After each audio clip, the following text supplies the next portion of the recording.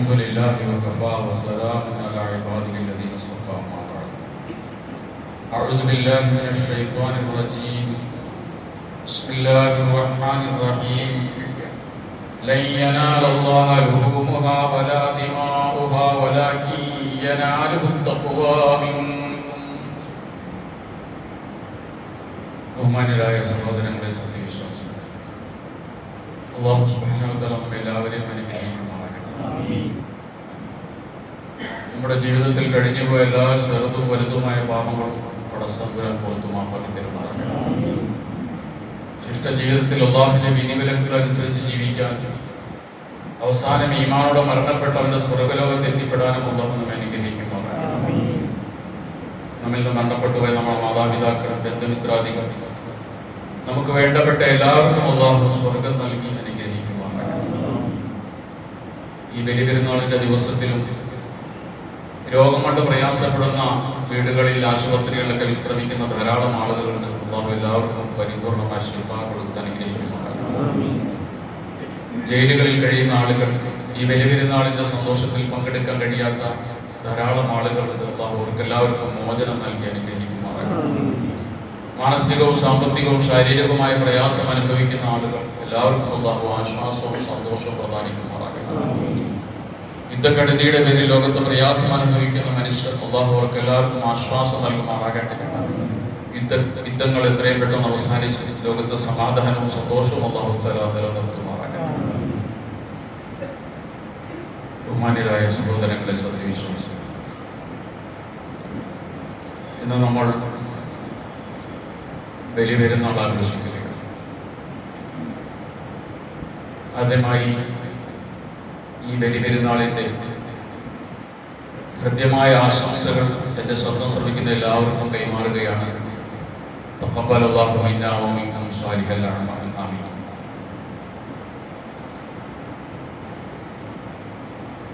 പെരുന്നാൾ നമസ്കാരം 7:15 മണിക്ക് തന്നെ ഇൻഷാ അല്ലാഹ് ആരംഭിക്കും. നമസ്കരിക്കാൻ വേണ്ടി വന്നിട്ടുള്ള ആളുകൾ എത്രയും പെട്ടെന്ന് ഒപ്പോ ചെയ്ത് പള്ളിക്കകത്ത് കയറി സഫായിരിക്കണമെന്ന് അറിയിക്കുകയാണ്. പരമാവധി സഫുകൾ ചേർന്നിരിക്കുകയും പള്ളിക്കകത്ത് മുകളിലും സഫ് പൂർണ്ണമായതിനു ശേഷം മാത്രം പള്ളിയുടെ മുറ്റത്തും ഗ്രൗണ്ടിലെല്ലാം സഫ് നിൽക്കാൻ വേണ്ടി ശ്രദ്ധിക്കുക. ബഹുമാനികളെ, ബലിപെരുന്നാൾ എന്നുള്ളത് നമ്മെ സംബന്ധിച്ചിടത്തോളം ഏതെങ്കിലും ഐതിഹ്യങ്ങളുമായി ബന്ധപ്പെട്ട ഒന്നല്ല, ഏതെങ്കിലും കെട്ടുകഥകളുടെ പേരിൽ നാം ആഘോഷിക്കുന്ന ഒന്നുമല്ല, അല്ലെങ്കിൽ കേവലം ഒരു ആഘോഷത്തിന് വേണ്ടിയുള്ള ഒരു ആഘോഷവുമല്ല. മറിച്ച് ബലിപെരുന്നാൾ എന്നുള്ളത് 4000 വർഷങ്ങൾക്കപ്പുറത്ത് ജീവിച്ച് തന്റെ ജീവിതത്തെ അടയാളപ്പെടുത്തി കഴിഞ്ഞുപോയ ഒരു പ്രവൃത്തി, ആ ത്യാഗസ്മരണകളെ അയവിറക്കിക്കൊണ്ട് അതിന്റെ ഓർമ്മകൾ പുതുക്കിക്കൊണ്ടാണ് മുസ്ലിം ലോകം ബലിപെരുന്നാൾ ആഘോഷിക്കുന്നത്. നമ്മെ സംബന്ധിച്ചിടത്തോളം ഇബ്രാഹിം എന്ന് പറയുന്ന ഒരു പ്രവാചകൻ, അദ്ദേഹത്തെ ഓർക്കാതെ ഒരു ദിവസം പോലും നമുക്ക് കഴിഞ്ഞു പോകാൻ സാധ്യമല്ല. ആ ഇബ്രാഹിം നബിയെ കുറിച്ച് ഇന്നും നാളെയും മറ്റന്നാളും ഒക്കെ ലോകത്ത് കോടിക്കണക്കായ മനുഷ്യന്മാര് ചർച്ച ചെയ്തുകൊണ്ടിരിക്കുക.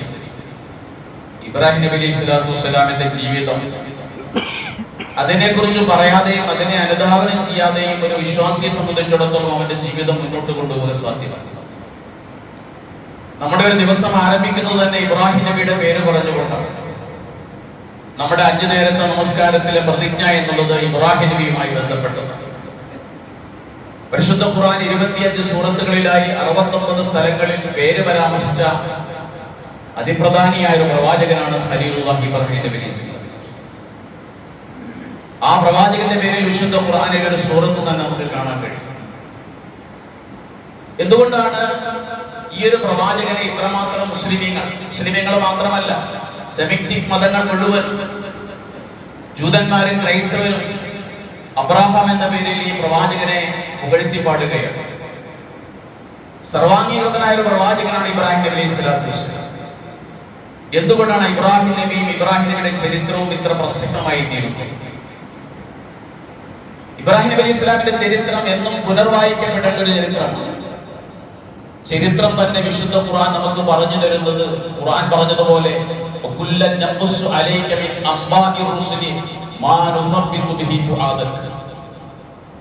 നബിയെ, ഞാൻ താങ്കൾക്ക് ചരിത്രം പറഞ്ഞു തരുന്നത് താങ്കളുടെ മനസ്സിന് സമാധാനം ഉണ്ടാകാനാണ്.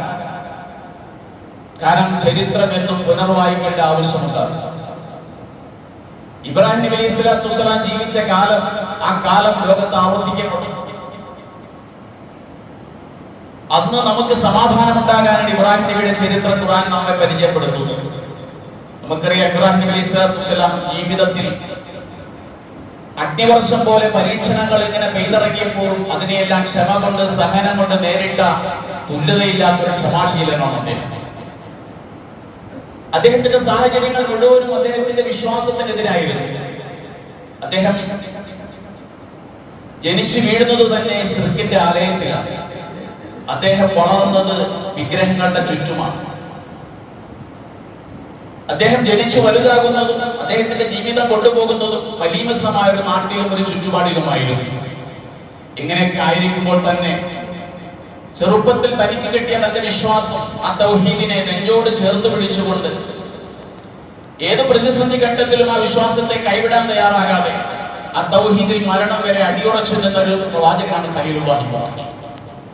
തന്റെ ശൈശവത്തിലും തന്റെ കൗമാരത്തിലും തന്റെ ബാല്യത്തിലും തന്റെ യൗവനത്തിലും തന്റെ വാർദ്ധക്യത്തിലും അള്ളാഹു എന്താണോ തന്നോട് കൽപ്പിച്ചത് അതിൽ അടിയുറച്ചു നിൽക്കാനും അത് നടപ്പിലാക്കാനും പ്രതിജ്ഞാബദ്ധനായ ഒരു പ്രവാചകൻ. സാഹചര്യങ്ങൾ ഒട്ടും അനുകൂലമായിരുന്നില്ല. അദ്ദേഹത്തിന്റെ വീടെതിരായിരുന്നു, സ്വന്തം പിതാവെതിരായിരുന്നു, നാട്ടുകാരെതിരായിരുന്നു, നാടെതിരായിരുന്നു, ഭരണകൂടം എതിരായിരുന്നു. ഈ പ്രതികൂല കാലാവസ്ഥയിലാണ് ഇബ്രാഹിം നബി അലൈഹി സ്വലാത്തു വസ്സലാം അള്ളാഹുവിന്റെ കൽപ്പനകളിൽ അടിയുറച്ചു നിന്നുകൊണ്ട് തന്റെ ദൗത്യ നിർവഹണവുമായി മുന്നോട്ട് പോകാൻ തയ്യാറായത്. സാധാരണ പ്രവാചകന്മാർക്ക് പ്രവാചകത്വം കിട്ടുന്നത് 40 വയസ്സിലാണ്. പക്ഷെ ഇബ്രാഹിം നബി അലൈഹി സ്വലാമിനോട് അള്ളാഹു വളരെ ചെറിയ പ്രായത്തിൽ തന്നെ പറഞ്ഞൊരു കാര്യം, അസ്ലിം ഇബ്രാഹിം, നീ എനിക്ക് കീഴ്പ്പെടണമെന്നാണ്. വിശുദ്ധ ഖുർആൻ നമ്മെ ഓർമ്മപ്പെടുത്തുന്നുണ്ട്, അസ്ലിം എന്ന റബ്ബിന്റെ കൽപ്പനയ്ക്ക് മുന്നിൽ ഞാൻ കീഴ്പ്പെട്ടു എന്ന് അള്ളാഹുവിന്റെ മുന്നിൽ മറുപടി പറഞ്ഞ ഒരാളാണ് ഖലീലുള്ളാഹി. അതുകൊണ്ടാണ് അല്ലാഹു സുബ്ഹാനഹു വ തആല വത്തഖദല്ലാഹു ഇബ്രാഹിമ ഖലീല, ആ ഇബ്രാഹിം നബി അല്ലാഹു ഖലീൽ എന്ന് പറഞ്ഞ് ചേർത്ത് നിർത്തിയത്, അള്ളാഹുവിന്റെ കൂട്ടുകാരൻ. ഈ പ്രതികൂല സാഹചര്യത്തിൽ ഇബ്രാഹിം നബി അലൈഹി സ്വലാത്തു വസ്സലാം മുറുകെ പിടിച്ചത് ഹസ്ബി അല്ലാഹ് എന്നൊരു മുദ്രാവാക്യമാണ്. സാഹചര്യങ്ങൾ എത്ര പ്രതികൂലമാണെങ്കിലും എനിക്ക് അല്ലാഹു മതി, വനിഅമൽ വകീൽ, എന്റെ കാര്യങ്ങൾ ഞാൻ എന്റെ റബ്ബിനെ ഏൽപ്പിച്ചിരിക്കുന്നു. ഇത് കേവലം ഒരു മന്ത്രമായിരുന്നില്ല, കേവലം ഒരു മുദ്രാവാക്യമായിരുന്നില്ല, കേവലം ഒരു പ്രഖ്യാപനമായിരുന്നില്ല.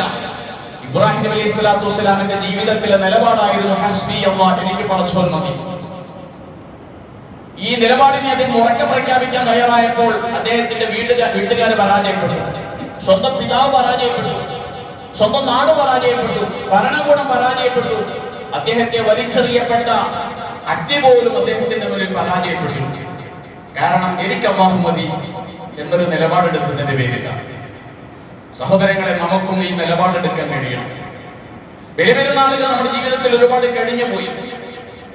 ഓരോ ബലിപെരുന്നാളിലും നാം എടുക്കേണ്ട ഒരു പ്രതിജ്ഞ, ഇബ്രാഹിം നബി അലൈഹി സ്വലാത്തു വസ്സലാം ഏതൊരു നിലപാടിലാണ് ഉറച്ചു നിന്നത്, ആ നിലപാടിൽ ഞാൻ എന്റെ ജീവിതാന്ത്യം വരെ ഉറച്ചു നിൽക്കുമെന്നൊരു പ്രതിജ്ഞയാണ് ബലിപെരുന്നാളിൽ നാം പുതുക്കേണ്ടത്. ചരിത്രം ആവർത്തിക്കുകയാണ്. നമുക്കറിയാം, ഇന്ന് നാം ജീവിക്കുന്ന ചുറ്റുപാടുകൾ അന്നത്തെ നമ്രൂദിന്റെ ഭരണകൂടത്തിൽ നിന്നും ഇബ്രാഹിം നബി അലൈഹി സ്വലാമിന്റെ ജീവിതകാലത്തിൽ നിന്നും ഒട്ടും വിഭിന്നമല്ല. ഭരണകൂട ഭീകരത അതിന്റെ എല്ലാ അർത്ഥത്തിലും ഇങ്ങനെ കഴിഞ്ഞാടിക്കൊണ്ടിരിക്കുന്ന ഒരു കാലഘട്ടമാണ് നമ്മുടേത്. ഫാസിസം അതിന്റെ വിശ്വസർപ്പം, അതിന്റെ ഫണമുയർത്തിക്കൊണ്ട് ഈ രാജ്യത്തെ മതേതരവാദികളെ കൊത്താൻ വേണ്ടി ഏത് സമയത്തും തയ്യാറായി നിൽക്കുന്ന ഒരു കാലഘട്ടം. ഇവിടെയാണ് ഇബ്രാഹിം നബി അലൈഹി സ്വലാത്തു വസ്സലാമിന്റെ ജീവിതത്തെ നാം ഓർക്കേണ്ടത്. ഓരോരോ മതേതരത്വത്തിന്റെ ചിഹ്നങ്ങളെ, ജനാധിപത്യത്തിന്റെ അടയാളങ്ങളെ ഓരോന്നോരോന്നായി ഫാസിസ്റ്റ് ഗവൺമെന്റ് തകർത്തുകൊണ്ടിരിക്കുമ്പോൾ ഇവിടെ നാം ഇബ്രാഹിം നബിയെ പോലെ ആയിത്തീരണം. ആദ് ഹേ നമ്രൂദ് ഹേ, ഇന്നും തീയുണ്ട്, ഇന്നും നമ്രൂദുണ്ട്. നമ്രൂദിന്റെ അഗ്നികുണ്ഡം ഇന്നുമുണ്ട്, നമ്രൂദ് ഇന്നുമുണ്ട്. പക്ഷേ വേണ്ടത് ഔലാദ് ഇബ്രാഹിമാണ്. ഇബ്രാഹിമിന്റെ മക്കൾ ഉണ്ടാകണം. ഇബ്രാഹിം എടുത്തതുപോലെ ഒരു ഫാസിസത്തിന്റെ മുന്നിലും ഒരു മാടമ്പിയുടെ മുന്നിലും ഞങ്ങൾ മുട്ടുമടക്കാൻ തയ്യാറല്ല. ഞങ്ങൾ വിശ്വസിക്കുന്ന തൗഹീദിൽ അടിയുറച്ചു നിന്നുകൊണ്ട് ഞങ്ങൾ ജനിച്ച രാജ്യത്ത് ഞങ്ങൾ ജീവിക്കും, ഞങ്ങളോട് മരിക്കും. നിങ്ങൾ എന്തെല്ലാം ചെയ്താലും ശരി, ഞങ്ങളുടെ നിലപാട് ഇബ്രാഹിമിൻ്റെതാണ് എന്ന് വിളിച്ചു പറയാനാണ് ഈ ബലിപെരുന്നാൾ. ഇബ്രാഹിം സാധാരണ മുസ്ലിം ആയിരുന്നില്ല. ഇബ്രാഹിം ഹനീഫൻ മുസ്ലിം ആയിരുന്നു, ഋജുമാനായ മുസ്ലിം ആയിരുന്നു. ഒരു ഘട്ടത്തിലും ഇബ്രാഹിം പിന്തിരിഞ്ഞിട്ടില്ല. നമുക്കും കഴിയേണ്ടത് കാനേശ്വമാരി മുസ്ലിം ആകാനല്ല, അതിനാർക്കും കഴിയും. ഇബ്രാഹിം നബിയെ പോലെ നിലപാടുള്ള മുസ്ലിമായി തീരണം. സാഹചര്യങ്ങൾ എത്ര പ്രതികൂലമാണെങ്കിലും, ഭരണകൂടം നമുക്ക് വിരുദ്ധമാണെങ്കിലും, ഭരണകൂട ഭീകരത അഴിഞ്ഞാടുന്ന സമയത്ത് പോലും ഇബ്രാഹിം നബിയുടെ നിലപാടെടുത്തുകൊണ്ട് അതിൽ ഉറച്ചു നിൽക്കാൻ കഴിയും. അപ്പോഴാണ് നമ്മുടെ തൗഹീദ് പൂർണ്ണമായി തീരുക. എങ്കിൽ നമുക്ക് ആരെയും തോൽപ്പിക്കാൻ കഴിയും. ഇബ്രാഹിം നബിയുടെ മുന്നിൽ എല്ലാം തോറ്റില്ലേ? നമുക്കറിയാം, നമ്മുടെ രാജ്യത്തെ ബാബരി മസ്ജിദ് പൊളിച്ചപ്പോൾ നമ്മൾ വിചാരിച്ചത് ഇന്ത്യൻ മുസ്ലിമീങ്ങളുടെ അവസാനത്തെ പള്ളിയായിരിക്കും ഇത് പൊളിക്കപ്പെടുന്നതെന്നാണ്. അല്ല, അതിനുശേഷം നൂറുകണക്കിന് പള്ളികൾ പൊളിച്ചു. ഇപ്പോൾ നൂറ്റാണ്ടുകൾ പഴക്കമുള്ള കമാൽ മൗല എന്ന് പറയുന്ന മസ്ജിദ്, അതിനകത്ത് നൂറ്റാണ്ടുകളോളം മുസ്ലിമീങ്ങൾ സുജൂദ് ചെയ്ത ഒരു മസ്ജിദിനകത്ത്, അതിന്റെ മിഹ്റാബിനകത്ത് വിഗ്രഹ പൂജ നടക്കുകയാണ് ഈ പെരുന്നാൾ ദിനത്തിൽ. നമ്മൾ മറക്കില്ല, ഇബ്രാഹിം നബി ഒന്നും മറന്നിട്ടില്ല. ഇബ്രാഹിം നിർമ്മിതിയുടെ ആളായിരുന്നു. ഇബ്രാഹിം ഈ ഭൂലോകത്ത് ഒന്നിനെയും നശിപ്പിച്ചിട്ടില്ല. ഇബ്രാഹിം നിർമ്മിക്കുകയാണ് ചെയ്തത്. പരിശുദ്ധമായ കാബ ശരീഫിനെ ഇബ്രാഹിം നിർമ്മിച്ചു. നമുക്കും ഒന്നും മറക്കാൻ കഴിയില്ല. പശുവിന്റെ പേരിൽ തല്ലിക്കൊല്ലപ്പെട്ട മുഹമ്മദ് അഖ്ലാഖ് മുതൽ കഴിഞ്ഞ ആഴ്ച കൊല്ലപ്പെട്ട 70-കാരനായ സാഹിർ ഷെയ്ഖ് വരെയുള്ള മനുഷ്യന്മാർ, ഇവരെ നമുക്ക് മറക്കാൻ കഴിയില്ല. നിങ്ങൾക്ക് ഞങ്ങളെ പരിഹസിക്കാം. ഇബ്രാഹിം നബിയുടെ നിലപാട് എന്തായിരുന്നു? നിങ്ങൾ ഞങ്ങളെ പരിഹസിച്ചാലും നിങ്ങളുടെ പരിഹാസം ഞങ്ങൾക്ക് പ്രശംസയാണ്. നിങ്ങളുടെ തല്ലലുകൾ ഞങ്ങൾക്ക് തലോടലുകളാണ്. നിങ്ങളുടെ പീഡനങ്ങൾ ഞങ്ങൾക്ക് പ്രേരണകളാണ്. നിങ്ങൾ നൽകുന്ന മരണം ഞങ്ങൾക്ക് ജീവിതമാണെന്ന് ഉറക്കെ പറഞ്ഞാലാണ് ഖലീലുല്ലാഹി ഇബ്രാഹിം അലൈഹിസ്സലാം. നമ്മൾ ഫാസിസത്തോട് പറയേണ്ടത് ഇതാണ്: നിങ്ങൾ ഞങ്ങളെ പരിഹസിച്ചാൽ അത് ഞങ്ങൾക്ക് പ്രേരണയായി മാറും, ഞങ്ങൾക്ക് പ്രശംസയായി മാറും. നിങ്ങൾക്ക് കൊല്ലാൻ കഴിഞ്ഞാൽ നിങ്ങൾ ഞങ്ങളെ കൊല്ലുമ്പോൾ ആ മരണം പോലും ഞങ്ങളുടെ ജീവിതമായി കാണും. വന്ദേ മാതരം പാടാൻ വേണ്ടി രാജ്യത്ത് പശ്ചിമ ബംഗാളിൽ നിർബന്ധമാക്കിയത് മദ്രസകളിൽ പോലും ഇബ്രാഹിം നബിയുടെ തൗഹീദ് പറയേണ്ട മദ്രസകൾ, ലാ ഇലാഹ ഇല്ലല്ലാഹ് എന്ന് പറയേണ്ട, അത് പഠിക്കേണ്ട മദ്രസകളിൽ പോലും സരസ്വതിയുടെയും ലക്ഷ്മിയുടെയും ദുർഗയുടെയും പേര് പറഞ്ഞിട്ട് അതാണ് ഞങ്ങളുടെ ദൈവം എന്ന് പറയുന്ന വന്ദേ മാതരം പാടൽ പശ്ചിമ ബംഗാൾ പോലുള്ള സംസ്ഥാനങ്ങളിൽ നിർബന്ധമാക്കുമ്പോൾ ഉറച്ചൊരു നിലപാട് നമുക്കുണ്ടായിരിക്കാൻ ഞങ്ങൾക്ക് ഇതിന് കഴിയില്ല. ഞങ്ങൾ ഇബ്രാഹിമിന്റെ ആളുകളാണ്, ഇബ്രാഹിമിന്റെ മക്കളാണ്. ഇബ്രാഹിം തൗഹീദിന് വേണ്ടി ജീവിച്ചു മരിച്ച പ്രവാചകനാണ്. നമുക്കിതിന് പറയാൻ കഴിയണം. ഇപ്പൊ കഴിഞ്ഞ ദിവസം സുപ്രീം കോടതി ഇന്നലെ SIR-മായി ബന്ധപ്പെട്ട വിധി ശരിവെച്ച് കഴിഞ്ഞു. ഒരു കാര്യം ഉറപ്പാണ്, നീതി വിളിച്ചു പറയാൻ നമുക്ക് കഴിയുന്നില്ലെങ്കിൽ നമ്മൾ ഈ രാജ്യത്ത് മുസ്ലിങ്ങളായി ജീവിച്ചിട്ട് കാര്യമില്ല. പ്രവാചകൻ സല്ലല്ലാഹു അലൈഹി വസല്ലം മിനയുടെ അടുക്കൽ നിൽക്കുമ്പോൾ, മിനയിൽ ജംറത്തുൽ ഊലയിൽ നിൽക്കുമ്പോഴാണ് ഒരാൾ വന്ന് ചോദിക്കുന്നത്, നബിയെ, ഏതാണ് ഏറ്റവും ശ്രേഷ്ഠമായ ജിഹാദ്? അയ്യുൽ ജിഹാദി അഫ്ളലു യാ റസൂലല്ലാഹ്. പ്രവാചകൻ ഒന്നും പറഞ്ഞില്ല. രണ്ടാമത്തെ ജംറയിലേക്ക് നീങ്ങി, അവിടെയും ഇയാൾ ചോദ്യം ചോദിച്ചു, ഏത് ജിഹാദാണ് ഏറ്റവും ശ്രേഷ്ഠമായ ജിഹാദ്? നബി മിണ്ടിയില്ല. അവസാനത്തെ ജംറയിൽ ചെന്ന് നിൽക്കുമ്പോൾ പ്രവാചകൻ ചോദിച്ചു, എന്നോട് ആ ചോദ്യം ചോദിച്ച ആളെവിടെയാണ്? ആള് മുന്നോട്ട് വന്നപ്പോൾ പ്രവാചകൻ പറഞ്ഞു, അഫ്ളലുൽ ജിഹാദി കലിമത്തു ഹഖ്ഖിൻ ഇൻദ സുൽത്താനിൻ ജായിർ. അക്രമിയായ ഭരണകൂടത്തോട് നിങ്ങൾ ചെയ്യുന്ന അനീതിയാണെന്ന് വിളിച്ചു പറയാൻ കഴിയണം. ഇതാണ് ഏറ്റവും വലിയ ജിഹാദ്. ഇത് വിളിച്ചു പറയാൻ നമുക്ക് കഴിയണം. ഫാസിസം ചെയ്യുന്നത് അനീതിയാണ്, അക്രമമാണ്. ഭരണകൂടത്തിന്റെ ചുമതല വിശ്വാസത്തെ സംരക്ഷിക്കലാണ്. മതേതര രാജ്യത്തെ വിശ്വാസികളുടെ വിശ്വാസം സംരക്ഷിക്കലാണ് ഭരണകൂടത്തിന്റെ ചുമതല.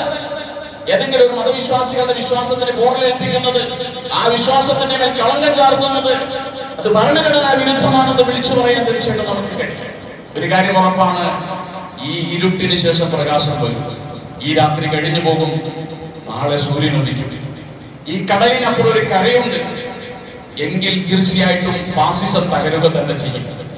ഫാസിസത്തിന്റെ ഇരുണ്ട ദിനങ്ങൾ ഇന്ത്യയിൽ അവസാനിക്കും. ഇവിടെ തീർച്ചയായിട്ടും തൗഹീദ് ഉറക്കെ പറയാൻ കഴിയുന്ന ഒരു മതേതരത്വ രാജ്യം സൃഷ്ടിക്കപ്പെടും. ജനാധിപത്യം തിരിച്ചു വരിക തന്നെ നമുക്കതിൽ ഉറപ്പുണ്ട്. കാരണം നമ്രൂദിന്റെ സാമ്രാജ്യം തകർന്നിട്ടുണ്ട്, ഫറോവയുടെ സാമ്രാജ്യം തകർന്നിട്ടുണ്ട്, പേർഷ്യയും റോമയും തകർന്നിട്ടുണ്ട്, സൂര്യനെ ശ്രമിക്കാത്ത ബ്രിട്ടീഷ് സാമ്രാജ്യം തകർന്നിട്ടുണ്ട്. ഹിറ്റ്ലറും മുസോളിനിയും ചരിത്രത്തിന്റെ ഭാഗമായിട്ടുണ്ടെങ്കിൽ ഒരു കാര്യം ഉറപ്പിച്ചു പറയാൻ കഴിയും, ഇന്ത്യൻ ഫാസിസത്തെയും കാത്തിരിക്കുന്നത് മറ്റൊന്നുമായിരിക്കില്ല. നമുക്ക് കാത്തിരുന്ന് കാണാം. തീർച്ചയായിട്ടും അവരെല്ലാം സഞ്ചരിച്ച വഴിയിലൂടെ ആ കാലയവനികളിലേക്ക് തീർച്ചയായിട്ടും ഇന്ത്യൻ ഫാസിസത്തെയും തള്ളപ്പെടുമെന്ന കാര്യം ഉറപ്പാണ്. ഇന്ത്യയിൽ കാണുന്ന നവജാഗരണങ്ങൾ, ചില മൂവ്മെന്റുകൾ നമുക്കറിയാം. സുപ്രീം കോടതി ചീഫ് ജസ്റ്റിസ് സൂര്യകാന്ത് ഇന്ത്യ രാജ്യത്തെ തൊഴിലില്ലാത്ത ചെറുപ്പക്കാരെ പാറ്റകളെന്ന് വിളിച്ചപ്പോൾ, ഇത്തിക്കണ്ണികളെന്ന് വിളിച്ചപ്പോൾ ഈ രാജ്യത്ത് ഒരു മൂവ്മെന്റ് ഉയർന്നു വന്നു. അമേരിക്കയിൽ പഠിക്കുന്ന ഒരു ഇന്ത്യൻ വംശജനായ അഭിജിത്ത് എന്ന് പറയുന്ന ചെറുപ്പക്കാരൻ സോഷ്യൽ മീഡിയയിൽ രൂപം കൊടുത്ത ഒരു സംഘടന, വ്യവസ്ഥാപിതമല്ലാത്തൊരു സംഘടന, ഒരു സാങ്കല്പിക സംഘടന. ആ സംഘടനയ്ക്ക് രാജ്യം ഭരിക്കുന്ന BJP ഗവൺമെന്റിനുള്ളതിന്റെ ഇരട്ടി ഫോളോവേഴ്സിന് കിട്ടുക. ഈ രാജ്യത്തെ ചെറുപ്പക്കാർ ചിന്തിക്കുന്നത് ഫാസിസത്തിനെതിരായിട്ടാണ്. അവർ വർഗീയവാദികളല്ല. 40 കോടി യുവാക്കളുള്ള ഒരു രാജ്യമാണ് ഇന്ത്യ. ഇന്ത്യയിലെ യുവാക്കൾ ഒരിക്കലും ഫാസിസത്തെ അനുകൂലിക്കുന്നില്ല, വർഗീയതയെ അനുകൂലിക്കുന്നില്ല. അവരാഗ്രഹിക്കുന്നത് ഈ രാജ്യത്ത് മതേതരത്വം, ജനാധിപത്യവും നിലനിൽക്കണം, വിശ്വാസ സ്വാതന്ത്ര്യം നിലനിൽക്കണമെന്ന് തന്നെയാണ്. തീർച്ചയായിട്ടും ഈ നവജാഗരണം, ഈ ഇത്തരം മൂവ്മെന്റുകൾ ആരെതിർക്കാൻ ശ്രമിച്ചാലും യുവാക്കൾ എഴുന്നേറ്റ് നിന്നതിനെ ചോദ്യം ചെയ്യുന്ന കാലം വരും. ഇബ്രാഹിം നബി ഒരു യുവാവായിരുന്നില്ലേ? സെമീന ഫത്ത, ഒരു യുവാവിനെ കുറിച്ച് ഞങ്ങൾ കേട്ടിട്ടുണ്ടെന്നാണ് ഖുർആൻ പറഞ്ഞത്. അതുകൊണ്ട് അസ്ഹാബുൽ കഹ്ഫിനെ പോലെ ഈ രാജ്യത്ത് മതവിശ്വാസം അനുസരിച്ച് ജീവിക്കാൻ, ഇബ്രാഹിമിന്റെ സരണിയുടെ മുന്നേറാൻ വേണ്ടി നമുക്ക് കഴിയുന്ന ഒരു സാഹചര്യം സൃഷ്ടിക്കപ്പെടേണ്ടതുണ്ട്. അതിനുവേണ്ടി നാം ചെയ്യേണ്ടത് മതത്തിൽ വെള്ളം ചേർക്കലല്ല, മതേതരത്വം തെളിയിക്കാൻ വേണ്ടി കൂടുതൽ മതേതരവാദികളായി തീരാൻ വേണ്ടി ഇസ്ലാമിന്റെ ഷിയാറുകളെ കളഞ്ഞു പൊളിക്കലല്ല, ഇസ്ലാമിന്റെ ഷിയാറുകളെ ഉറക്കെ പ്രഖ്യാപിച്ചുകൊണ്ട് വാനമിനൽ മുസ്ലിമീൻ, ഞാനൊരു മുസ്ലിമായി രാജ്യത്ത് ജീവിക്കുമെന്ന് ഉറക്കെ പ്രഖ്യാപിക്കാൻ നമുക്ക് കഴിയണം. അത് പ്രഖ്യാപിച്ചാണ് ഇബ്രാഹിം നബി. ഒറ്റയ്ക്കായിരുന്നു അദ്ദേഹം, ആരെയും കൂട്ടിന് കിട്ടിയില്ല. നമ്മളും ആരെയും നോക്കി നിൽക്കേണ്ടതില്ല. ഇബ്രാഹിമിനെ പോലെ ഒറ്റയ്ക്കൊരു സമുദായമായി ചിന്തിച്ചുകൊണ്ട് നന്മയ്ക്ക് വേണ്ടി, രാജ്യത്തിന്റെ പുരോഗതിക്ക് വേണ്ടി, ഐക്യത്തിന് വേണ്ടി, മതേതര വിശ്വാസികളുടെ വിശ്വാസം സംരക്ഷിക്കാൻ വേണ്ടി നമ്മൾ ഒത്തൊരുമിച്ച് നിൽക്കുക. റബ്ബ് അനുഗ്രഹിക്കുമാറാകട്ടെ. അല്ലാഹു നമ്മിൽ നിന്ന് ഖബൂൽ ചെയ്യുമാറാകട്ടെ. സഹോദരങ്ങളെ, പരിശുദ്ധമായ ഹജ്ജിന്റെ കർമ്മങ്ങൾ പൂർത്തിയായിക്കൊണ്ടിരിക്കുക. അല്ലാഹു എല്ലാ ഹാജിമാരെയും ഹജ്ജ് ഖബൂൽ ചെയ്യുമാറാകട്ടെ. എല്ലാ അർത്ഥത്തിലും അവരുടെ ഹജ്ജിനെ അല്ലാഹു സ്വീകരിക്കുമാറാകട്ടെ. വലിയ പെരുന്നാൾ നമസ്കാരം ആരംഭിക്കുക. എല്ലാവരും എഴുന്നേറ്റുന്ന ശ്രദ്ധകൾ